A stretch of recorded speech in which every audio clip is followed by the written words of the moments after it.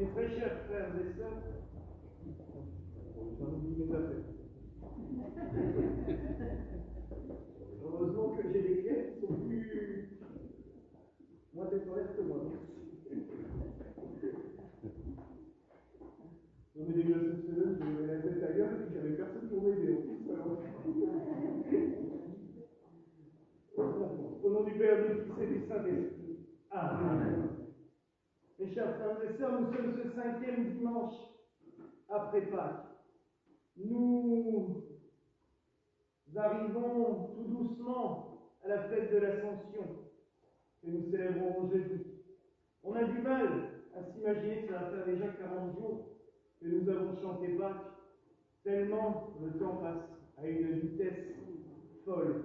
Et je pense que pour les disciples qui ont vécu 40 jours avec le Christ, ressuscité, vivant, présent auprès d'eux, ça a dû être encore plus rapide. Et quand il leur a annoncé qu'il allait partir, ça a dû être une vraie catastrophe pour eux. Parce qu'ils ont dû dire, mais ça fait quelques jours que tu es là nouveau avec nous et tu t'en vas. L'évangile d'aujourd'hui est très beau parce que dans ces paroles du Christ, nous avons une affirmation complète de la Sainte Trinité. Et je dirais même encore plus de la divinité du Christ. Car, mes frères et sœurs, je vous l'ai déjà dit à plusieurs reprises, combien de fois, encore de nos jours, certains nous disent à propos du Christ, « Oh, c'était un bonhomme sympa. Oh, c'était un prophète. Ah, c'était quelqu'un de bien. Dieu, un non. » Et là, pourtant, il est d'une clarté limpide.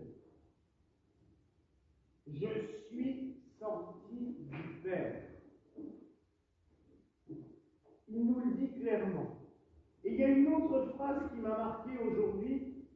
Donc vous voyez, comme je vous dis que vous pouvez relire les textes bibliques des milliers de fois, vous apprendrez toujours quelque chose. Ça va faire 24 ans cette année que je rabâche ce texte-là tous les ans, et c'est cette année que ça me saute aux yeux. Quand il dit « Je n'aurai pas besoin de prier le Père pour vous », en gros, c'est de toute façon, si vous me priez moi, vous priez d'office le Père. Jésus n'est pas un intercesseur auprès de Dieu. Il n'est pas un saint parmi tant d'autres, il n'est pas un prophète, il est Dieu. Donc si on le prie lui, on prie automatiquement le Père. Comment pouvoir douter alors que lui-même nous le dit? Il est clair, net, précis. Il n'y a pas de doute à avoir. Et c'est pour ça que même j'en ai bugué en lisant cette phrase, parce que d'un coup je me suis dit, mais est-ce que c'est bien ce qu'il dit? Oui, je ne vous dis pas que je prierai le Père pour vous, car le Père lui-même vous aime. Et donc tout ce que nous adressons, quand nous prions le Christ, nous prions le Père et l'Esprit Saint avec. Quand nous prions le Saint-Esprit, le Père et le Fils sont avec aussi. Quand nous nous adressons directement à Dieu le Père, les deux autres sont avec aussi. C'est ça, le mystère de la Sainte Trinité. Mais ça, j'en parlerai dans 3 semaines. Le Christ va disparaître physiquement aux yeux des apôtres. Pour nous aussi, puisque je dis solennellement durant la messe, je soufflerai le cierge pascal. Sa présence visible à nos yeux pendant 40 jours va disparaître. Et on pourra se dire, mais comment va? Il n'est plus là. Non, il sera toujours présent. 10 jours après l'Ascension, 10 jours après avoir soufflé le cierge pascal, au même endroit, on installera le chandelier à 7 branches au milieu de sa gerbe de rose, et on l'allumera au début de la messe de la Pentecôte. L'Esprit Saint, c'est cette force de Dieu, cette force divine qui est avec nous, qui est en nous, qui est partout. Et c'est là, mes frères et sœurs, qu'il nous révèle sa présence. Une autre chose où nous pouvons ressentir la présence du Christ parmi nous, avec nous, et en nous, je dirais même, c'est la Sainte Communion, la Sainte Eucharistie. C'est ce que j'expliquais hier à Matthieu. J'ai dit, tu ressentiras le Christ en toi. Et ça, c'est quelque chose qui est difficilement explicable. Juste qu'au moment où nous recevons la communion, il vient en nous. Sa présence est encore plus puissante, plus forte. Alors oui, on nous dit souvent, mais Jésus, il est partout, il est tout le temps avec nous. D'accord?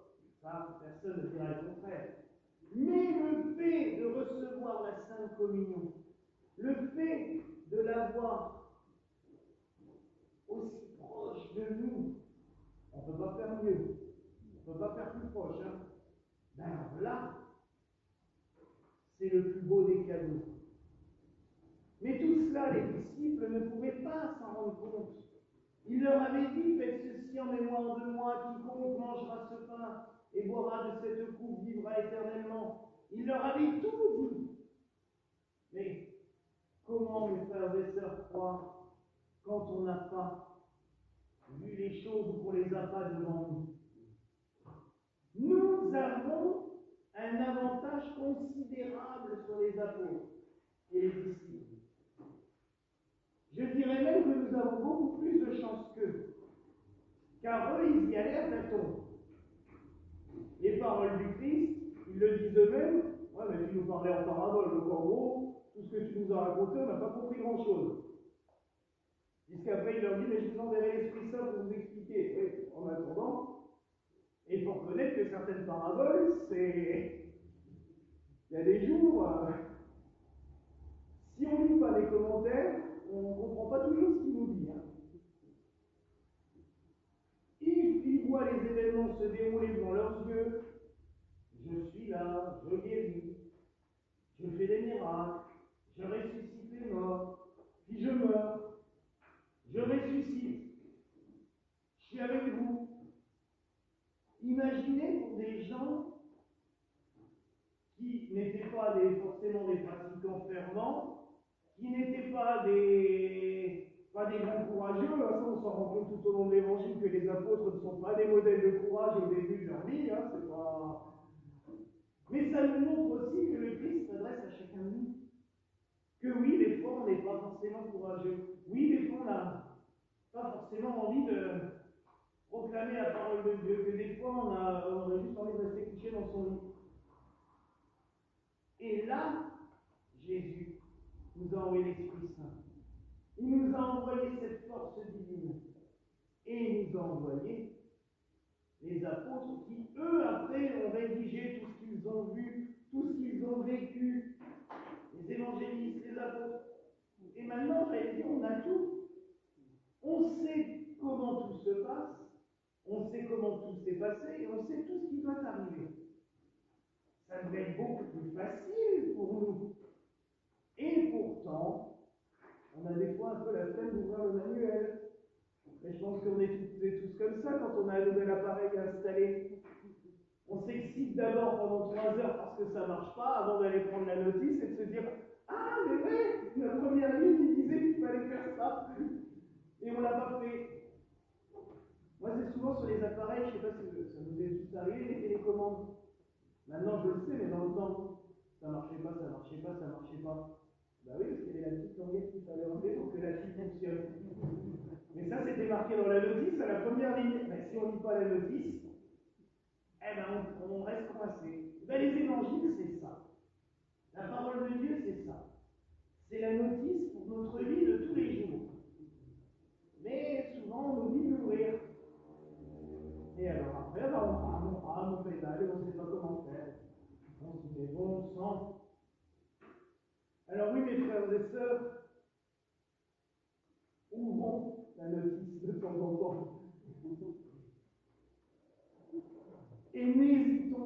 quand nous ne savons plus comment faire, à demander à Jésus. Il le dit bien, tout ce que vous demanderez en mon nom, Dieu vous le donnera. Alors, c'est pas compliqué. Et c'est, je dirais, je vais faire un lien avec la fête qui était au calendrier hier, et que nous allons commémorer tout à l'heure en faisant la procession, Notre-Dame de Fatima. C'est exactement la même chose qu'elle leur a dit. Priez le rosaire. Tournez-vous vers Dieu. La première chose qu'a fait l'ange, puisque n'oublions pas qu'avant que la Vierge apparaisse à Fatima, l'ange est apparu 3 fois aux enfants. L'ange du Portugal, il s'est présenté ainsi. Qu'est-ce qu'il leur a appris? À adorer Dieu, à communier. Puisque l'ange a donné la Sainte Communion aux enfants qui n'avaient même pas fait leur première communion. Mais l'ange est venu, il leur a donné. La preuve que les conventions ecclésiastiques sur les dates à laquelle on est censé faire sa communion, le ciel, il s'en fout royalement. Là, l'ange, il n'a pas cherché à savoir s'ils avaient tant et tant d'années de... Lui, il est apparu, il leur a donné, il a donné à Lucia l'hostie, il a fait boire le calice aux 2 autres enfants. Et il leur a appris à se tourner vers Jésus, vers Dieu, et à adorer. Mon Dieu, je crois, j'adore, j'espère et je vous aime. Et je vous demande pardon pour tous ceux qui ne croient pas, qui n'adorent pas et qui n'espèrent pas. Et qui ne vous aiment pas. Des petites prières comme ça, il leur a appris. Il leur a appris une prière à la Sainte Trinité. Il leur a appris la catéchèse. Et Marie, derrière, elle est venue pour dire quoi? Prier. Prier le rosaire. La guerre s'arrêtera. Je vous rappelle qu'en 1917, on ne voyait pas vraiment le bout du tunnel à l'époque. On avait bombardé sur tous les fronts en Europe. Ça n'avait pas l'air de s'arranger, même si on avait gagné 2 ou 3 batailles sympas, comme Berlin, mais le reste, c'était très mal parti. Mais elle a dit prier. Prier. Elle a annoncé les secrets, ça, j'allais dire, c'est du domaine entre Dieu et les enfants, et la Vierge. Il n'y a pas besoin de chercher à savoir tout le temps. Quand le Seigneur voudra que tout soit révélé, ça se révélera aux yeux de tout le monde. C'est ce qu'il nous dit dans Matthieu. Nul de ce qui est caché ne sera qu'un jour révélé. On le saura quand il faudra. Alors oui, c'est vrai que ça fait vendre des bouquins. C'est peut-être Fatima, je pense qu'il y a des milliers de livres qui sont parus là-dessus. Pour en arriver au bout du compte, on ne sait toujours pas plus, parce que chacun ses hypothèses. Il y a même eu des promulgations soi-disant officielles. Je suis désolé, quand il y a un cardinal qui promulgue officiellement quelque chose et que derrière vous ne voyez pas tout fait. On se dit bon, on était mal parti déjà. Donc, laissons faire le Seigneur, laissons faire la Sainte Vierge, il nous dira bien au moment venu. Moi, ce que je retiens de Fatima, parce que c'est une des plus belles, je pense, apparitions, c'est peut-être pour ça aussi qu'il y a des milliers et des milliers de personnes. J'ai vu des vidéos hier de la messe hier matin, puis le soleil radieux, et c'était une marée humaine de gens pour la fête, c'était impressionnant. C'est l'une des dernières phrases que la Vierge a dit. Parce qu'à la dernière apparition, elle n'a pas dit grand-chose, mais elle s'est montrée avec Joseph et l'enfant Jésus. Ça, j'aime bien aussi. La Sainte Famille, toujours. Mais une des dernières phrases qu'elle a dit, c'était à l'avant-dernière apparition, mais c'est sans doute la plus marquante. À la fin, mon cœur immaculé triomphera.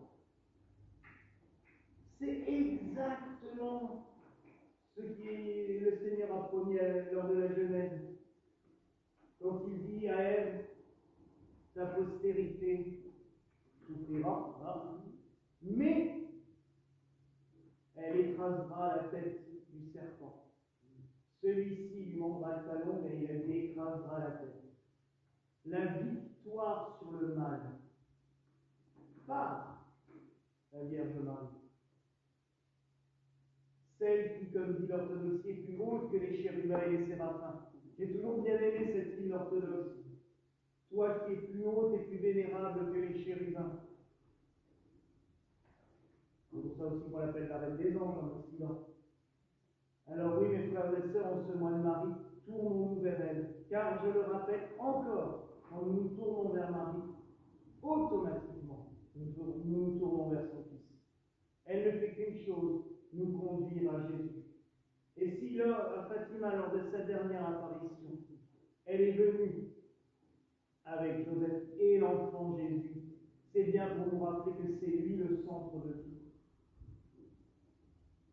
Et cette Trinité de la terre, car la Sainte Famille est vraiment le modèle de la Sainte Trinité sur la terre.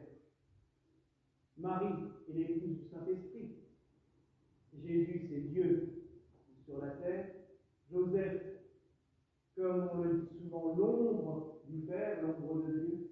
C'était tout simplement encore une fois pour nous dire, voilà, Dieu présent parmi les hommes, il est là. Tout ce que nous lui demandons, il nous exaucera. Si c'est bon pour nous, car je rappelle quand même que Dieu est un Père aimant.